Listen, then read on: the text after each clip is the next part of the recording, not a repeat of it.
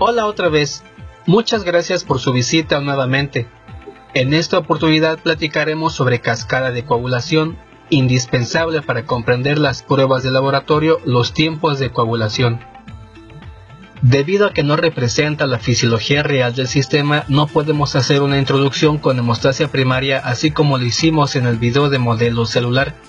La cascada de coagulación no es hemostasia secundaria, es coagulación in vitro. Antes de comenzar, quiero presentarles un cuadro con datos importantes sobre los factores de coagulación. En la columna de concentración plasmática tenemos los valores en microgramos por mililitro y en nanomoles por litro. Para el calcio no tenemos el valor en nanomoles, sino en miliequivalentes. Todos los datos sobre los genes que codifican para la síntesis de estos factores los obtuvimos de la página del Centro Nacional para la Información Biotecnológica. Y como dato cultural respecto al factor 6 de la coagulación tan polémico, ¿en realidad existe? La molécula sí existe. A esta molécula se le asignó el número 6 en la nomenclatura creyendo que era un factor adicional a los que ya se conocían en este momento. Por investigaciones posteriores se descubrió que esta molécula en realidad es la forma activa del factor 5, es decir, el factor 6 es el factor 5 activado. Tal vez no es indispensable conocer todos los datos de aquí de la tabla, pero sí es importante recordar dónde se sintetizan los factores. La concentración es importante para cuando hacemos cuantificación, y la vida media es indispensable para cuando aplicamos concentrados de factor coagulante para saber cada cuándo se repite la dosis. Esta es una clasificación más concreta. Cofactores simógenos dependientes de vitamina K. Y al respecto de la vitamina K platiquemos por qué es indispensable para que estos factores sean funcionales. En el hígado, los hepatocitos sintetizan un polipéptido sin requerir vitamina K. Después una carboxilasa añade un segundo grupo carboxilo. Esto hace posible que el factor se una a los fosfolípidos de membrana mediante el calcio, forme complejos y desde ahí evite la inhibición por los anticoagulantes plasmáticos. Esta carboxilasa utiliza oxígeno, dióxido de carbono y vitamina K reducida como cofactor. Al final de la reacción la vitamina K queda oxidada. Para poder utilizarse nuevamente debe reducirse. La reducción de la vitamina K es gracias a la enzima epóxido reductasa. Hace posible que la vitamina K continúe siendo disponible y la carboxilación se siga llevando a cabo. ¿Qué sucede con los anticoagulantes del tipo acenocumarol y warfarina?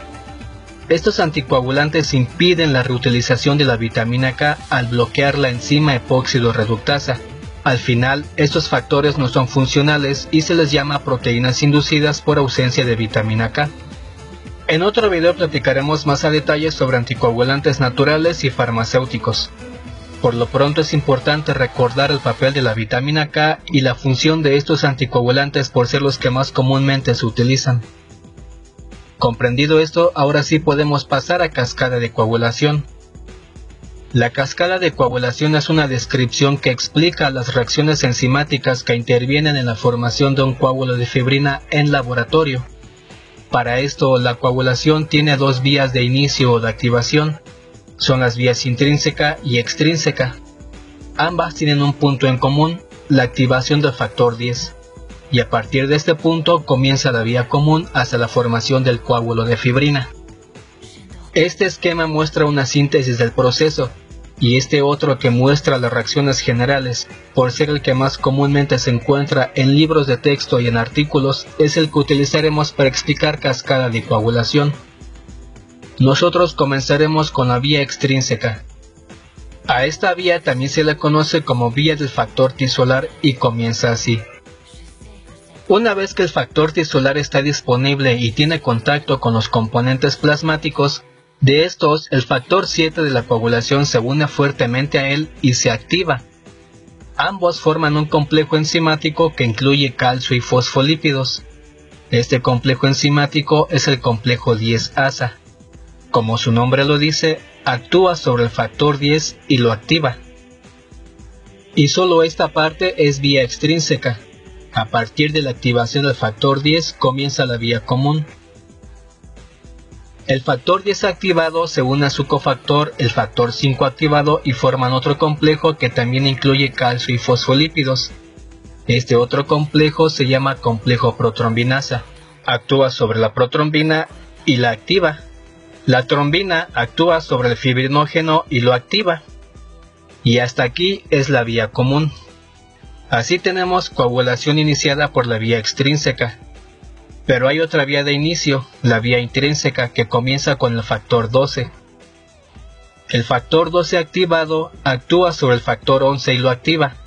El factor 11 activado actúa sobre el factor 9 y lo activa.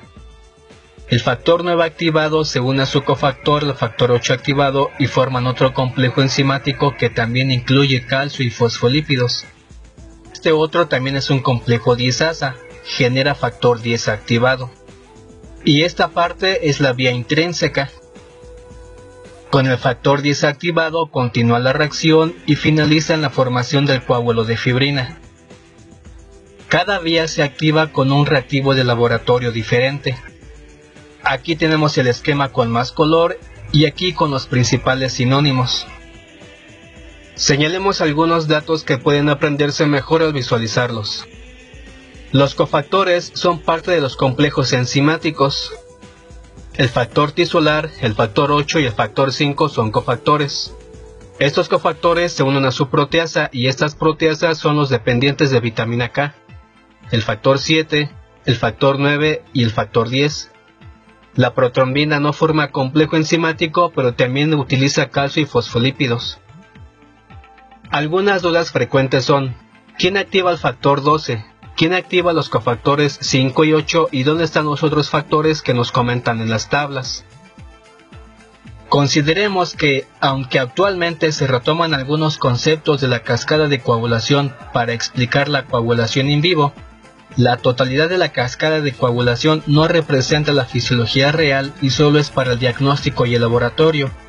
No es correcto explicar hemostasia secundaria con cascada de coagulación, debemos actualizarnos y considerar el modelo celular. In vivo, el factor 12 sí activa el factor 11, pero no es ni la única ni la principal función. Tiene un papel más importante en fibrinólisis, inflamación y procesos infecciosos.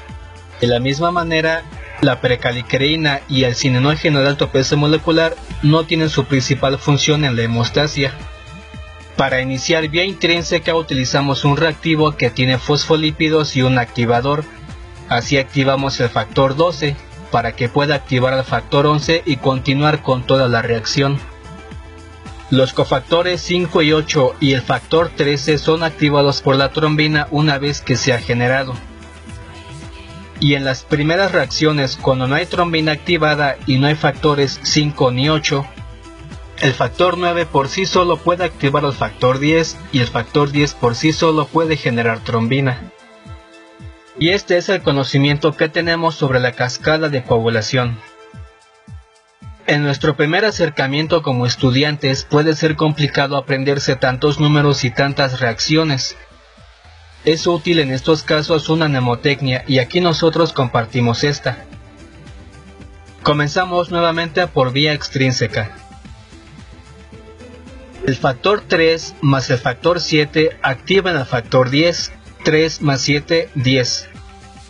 Entre el factor 10 y el factor 5 activan al factor 2, 10 entre 5, 2. La protrombina se convierte en trombina y la trombina genera fibrina. 2 entre 2, 1. Para la vía intrínseca es una cuenta regresiva. 12, 11. Como el factor 10 lo ganó la vía extrínseca, lo saltamos. 9, 8. Y al final activamos el factor 10. Esto puede ser un poco útil cuando comenzamos a aprender la cascada de coagulación, después ya no será necesario. Recordemos que la cascada de coagulación es con lo que podemos interpretar las pruebas de laboratorio. El tiempo de tromboplastina parcial activada que evalúa vía intrínseca y sus factores, el tiempo de protrombina que evalúa vía extrínseca y sus factores, así como el tiempo de trombina que evalúa la formación de fibrina. En el laboratorio de coagulación no tenemos valores de referencia. Al hacer las pruebas las hacemos por duplicado con un plasma testigo y es este plasma testigo el que tenemos como referencia. Los valores que aquí se muestran son los que más comúnmente se encuentran, pero no pueden ser tomados estrictamente como valores de referencia. Esto es todo en cascada de coagulación, ojalá les haya sido de muchísima utilidad. Objeciones, quejas, dudas, sugerencias, por favor en los comentarios. Por lo pronto, muchísimas gracias y hasta entonces. ¿Por qué hemostasia secundaria no se explica con la cascada de coagulación? Ya insistimos que en laboratorio la coagulación se puede iniciar de dos maneras. Si extrapolamos esto a la fisiología real, significaría que la sangre puede detener una hemorragia por alguna de estas dos vías, pero no es así. Ambas secuencias enzimáticas son necesarias para una coagulación exitosa. Si yo tengo deficiencia en alguno de estos factores, ¿por qué tengo hemorragias? ¿De qué me sirve la vía extrínseca? Si tengo deficiencia de factor 7 y puedo tener hemorragias, ¿de qué me sirve la vía intrínseca? O si tengo deficiencia de factor 12, ¿por qué mi tendencia es a trombosis? Todo esto no lo explica la cascada de coagulación. Como ya vimos en modelo celular, este complejo inicia la coagulación, pero no la puede sostener porque hay un potente inhibidor. Por eso es este complejo el que sostiene la coagulación y la lleva al éxito. Ambas vías de la coagulación son necesarias para una hemostasia adecuada. Sin contar factor 12, todos los demás factores son necesarios, mientras que una deficiencia de factor tisular es incompatible con la vida, por lo que las dos vías de la cascada de coagulación por separado no son suficientes. Durante mucho tiempo, estos cuestionamientos no se podían resolver, sino hasta que se comprendió con el modelo celular de la coagulación.